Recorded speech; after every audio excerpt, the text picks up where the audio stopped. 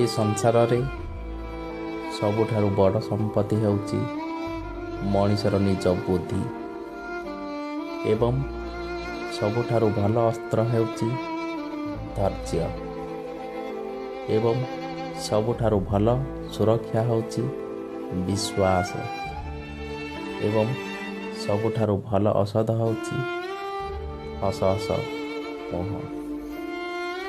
ଲାଜକୁଳି ଲତାକୁ ଆଘାତ ଦେବା ପୂର୍ବରୁ ସେ ହାର ମାନିଯାଏ, କାରଣ ସେ ଜାଣିଛି ଆଘାତ ଦେଉଥିବା ଲୋକଠାରୁ ସହି ଯାଉଥିବା ଲୋକଟି ସବୁଠୁ ମହାନ ଅଟେ। ମଣିଷର ପ୍ରକୃତି ସ୍ୱାର୍ଥ ପୂରଣ ହେଲା ପରେ ଛାଡ଼ି ଚାଲି ଯାଇଥାଏ।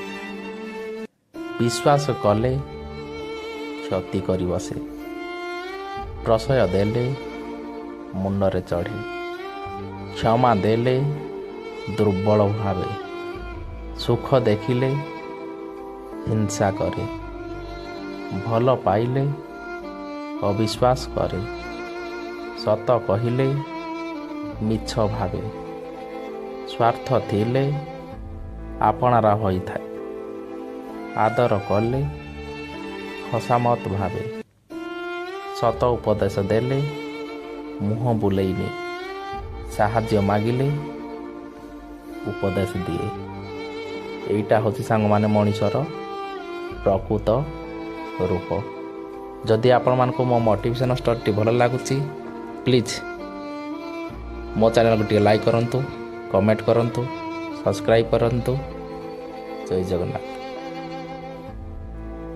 ବାବାରେ ଦୁନିଆ ମୃତ୍ୟୁ ସମସ୍ତଙ୍କୁ ଆସିଥାଏ, କିନ୍ତୁ ମରିବାକୁ କେହି ଚାହାନ୍ତି ନାହିଁ। ଖାଦ୍ୟ ସମସ୍ତଙ୍କୁ ଆବଶ୍ୟକ, କିନ୍ତୁ ଚାଷ କରିବାକୁ କେହି ଚାହାନ୍ତି ନାହିଁ। ଛାଇ ସମସ୍ତେ ଖୋଜନ୍ତି, କିନ୍ତୁ ଗୋଟିଏ ଗଛ ଲଗାଇବା ପାଇଁ ବା ଗଛ ବଞ୍ଚାଇବା ପାଇଁ କେହି ଚାହାନ୍ତି ନାହିଁ। ପାଣି ଜୀବନ ବଞ୍ଚାଇଥାଏ, କିନ୍ତୁ ଜଳ ସଂରକ୍ଷଣ କେହି ଚାହାନ୍ତି ନାହିଁ। ବୋହୂ ସମସ୍ତେ ଚାହାନ୍ତି, କିନ୍ତୁ କନ୍ୟା ସନ୍ତାନ କେହି ଚାହାନ୍ତି ନାହିଁ। ଏହି ହେଉଛି ଆତ୍ମହତ୍ୟା। ଭଗବାନ ବିଷ୍ଣୁ ଆତ୍ମହତ୍ୟାକୁ ପରମାତ୍ମାଙ୍କ ଅପମାନ ବୋଲି କହିଛନ୍ତି।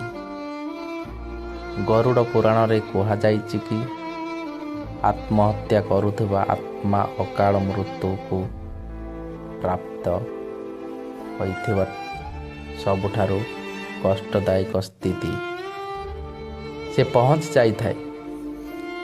ରୋଗ ଦୁର୍ଘଟଣା ଭଳି ଅକାଳ ମୃତ୍ୟୁକୁ ଆମେ ରୋକିପାରିବା ନାହିଁ, କିନ୍ତୁ ଆତ୍ମହତ୍ୟାକୁ ଆମେ ରୋକିପାରିବା।